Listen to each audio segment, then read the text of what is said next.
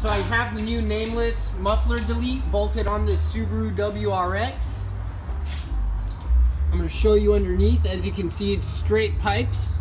It is a bolt-on from the axle back. So it goes from a single pipe to dual tips on both sides. Uses factory style hardware. Comes with a new gasket, but uses stock hangers. I'll give you a quick demo on the sound.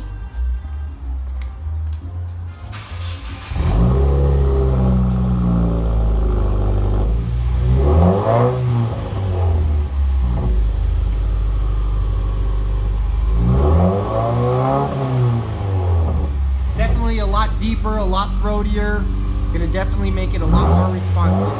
Once again, Joe from Del Rey Customs with the Nameless muffler delete on a 15 WRX.